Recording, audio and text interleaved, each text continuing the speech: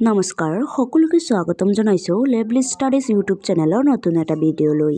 আজি আমি Assam police AB আৰু ইউপি পৰীক্ষাৰ বাবে অসম আৰক্ষী লিখিত পৰীক্ষাত আগৰ বছৰসমূহত আহি থকা প্ৰশ্ন উত্তৰৰ বিষয়ে আলোচনা কৰিম। তো ব্লগচোন আজিৰ ভিডিঅ'টো আৰম্ভ কৰোঁ।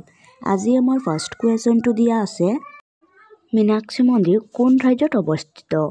মীনাক্ষী মন্দিৰ কোন ৰাজ্যত অৱস্থিত সুধিছে। তলত অপশ্যন 4টা দিয়া আছে। অপশ্যন 4টাৰ মাজৰ শুদ্ধ উত্তৰটো হ'ব অপশ্যন বি তামিলনাডু। মীনাক্ষী মন্দিৰ তামিলনাডু ৰাজ্যত অৱস্থিত। নেক্সট কুৱেশ্যনটা 2 নম্বৰ কুৱেশ্যনটো সুধিছে, শান্তিবন কোনজন ব্যক্তিৰ সমাধিস্থলক কোৱা হয়? শান্তিবন কোনজন ব্যক্তিৰ সমাধিস্থলক কোৱা হয় সুধিছে।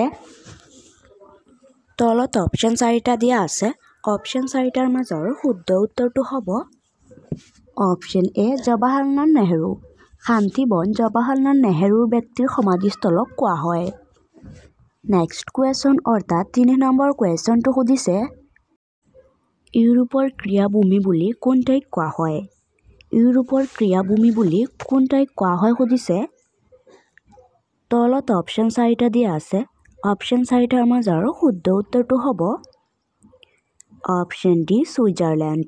ইউৰোপৰ ক্ৰীড়াভূমি বুলি ছুইজাৰলেণ্ডক কোৱা হয়। নেক্সট কুৱেশ্যন অৰ্থাৎ 4 নম্বৰ কুৱেশ্যনটো সুধিছে, মেগিলেট লাইন কোন দুখন দেশৰ সীমাৰেখা? মেগিলেট লাইন কোন দুখন দেশৰ সীমাৰেখা সুধিছে। তলত অপশ্যন 4টা দিয়া আছে। অপশ্যন 4টাৰ মাজৰ শুদ্ধ উত্তৰটো হ'ব অপশ্যন চি জাৰ্মানী আৰু ফ্ৰান্স।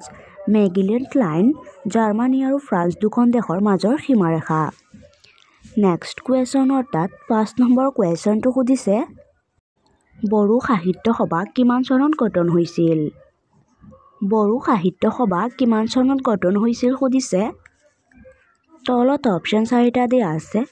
অপশ্যন 4টাৰ মাজৰ শুদ্ধ উত্তৰটো হ'ব অপশ্যন ডি 1952 চনত। বড়ো সাহিত্য সভা 1952 চনত গঠন হৈছিল। নেক্সট কুৱেশ্যন অৰ্থাৎ 6 নম্বৰ কুৱেশ্যনটো সুধিছে, লক্ষ্মীনাথ বেজবৰুৱা কিমান চনত অসম সাহিত্য সভাৰ সভাপতি হৈছিল? লক্ষ্মীনাথ বেজবৰুৱা কিমান চনত অসম সাহিত্য সভাৰ সভাপতি হৈছিল সুধিছে। তলত অপশ্যন 4টা দিয়া আছে। অপশ্যন 4টাৰ মাজৰ শুদ্ধ উত্তৰটো হ'ব অপশ্যন এ 1924 চনত। লক্ষ্মীনাথ বেজবৰুৱা 1924 চনত অসম সাহিত্য সভাৰ সভাপতি হৈছিল।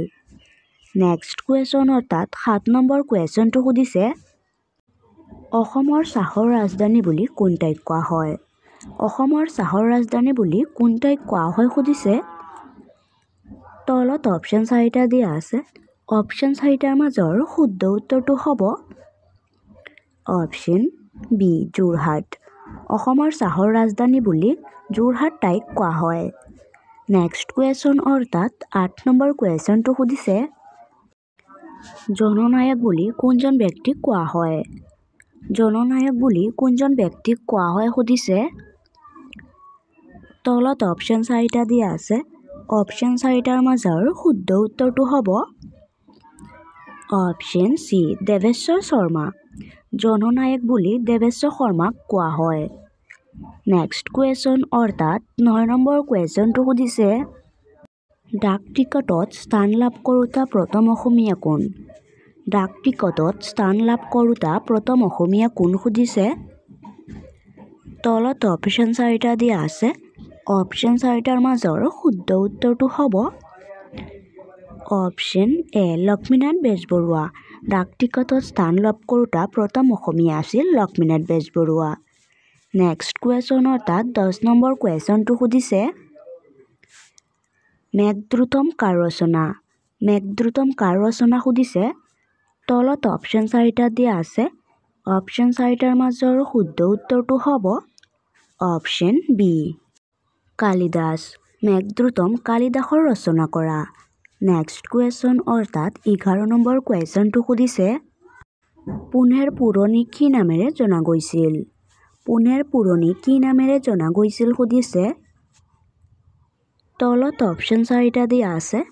অপশ্যন 4টাৰ মাজৰ শুদ্ধ উত্তৰটো হ'ব অপশ্যন এ পুনা। পুনেৰ পুৰণি পুনা নামেৰে জনা গৈছিল। নেক্সট কুৱেশ্যন অৰ্থাৎ 12 নম্বৰ কুৱেশ্যনটো সুধিছে উত্তৰ প্ৰদেশৰ ৰাজধানী চহৰ কি? উত্তৰ প্ৰদেশৰ ৰাজধানী চহৰ কি সুধিছে। তলত অপশ্যন 4টা দিয়া আছে। অপশ্যন 4টাৰ মাজৰ শুদ্ধ উত্তৰটো হ'ব অপশ্যন ডি লক্ষ্ণৌ। উত্তৰ প্ৰদেশৰ ৰাজধানী চহৰ হৈছে লক্ষ্ণৌ।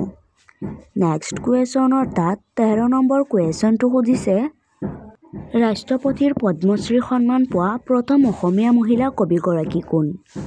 ৰাষ্ট্ৰপতিৰ পদ্মশ্ৰী সন্মান পোৱা প্ৰথম অসমীয়া মহিলা কবিগৰাকী কোন সুধিছে। তলত অপশ্যন 4টা দিয়া আছে। অপশ্যন 4টাৰ মাজৰ শুদ্ধ উত্তৰটো হ'ব option B Nalinibala Devi.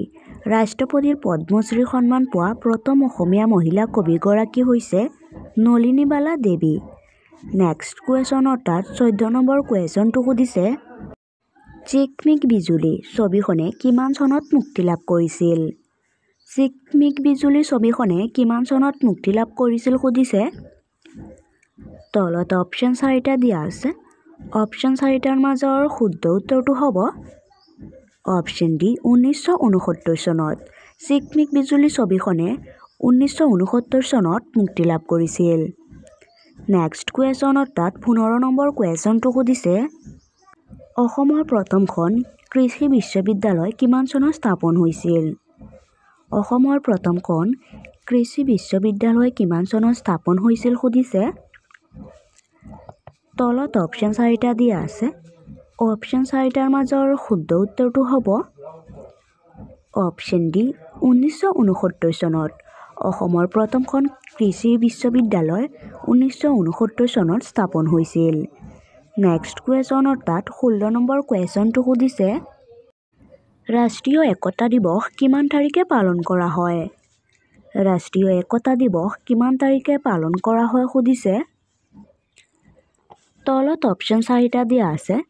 Option 4টাৰ মাজৰ শুদ্ধ উত্তৰটো হ'ব অপশ্যন বি 31 অক্টোবৰ। ৰাষ্ট্ৰীয় একতা দিৱস 31 অক্টোবৰ তাৰিখে পালন কৰা হয়। নেক্সট কুৱেশ্যন অৰ্থাৎ 17 নম্বৰ কুৱেশ্যনটো সুধিছে বিশ্ব বেংকৰ মুখ্য কাৰ্যালয় ক'ত অৱস্থিত? বিশ্ব বেংকৰ মুখ্য কাৰ্যালয় ক'ত অৱস্থিত সুধিছে। তলত অপশ্যন 4টা দিয়া আছে। অপশ্যন 4টাৰ মাজৰ শুদ্ধ উত্তৰটো হ'ব অপশ্যন এ ৱাশ্বিংটন। বিশ্ব বেংকৰ মুখ্য কাৰ্যালয় ৱাশ্বিংটনত অৱস্থিত। নেক্সট কুৱেশ্যন অৰ্থাৎ 18 নম্বৰ কুৱেশ্যনটো সুধিছে আমাৰ শৰীৰত সৰ্বাধিক দ্ৰুত উৎপাদন হোৱা ভিটামিন কি? আমাৰ শৰীৰত সৰ্বাধিক দ্ৰুত উৎপাদন হোৱা ভিটামিন কি সুধিছে। তলত অপশ্যন 4টা দিয়া আছে। অপশ্যন 4টাৰ মাজৰ শুদ্ধ উত্তৰটো হ'ব অপশ্যন বি ভিটামিন ডি।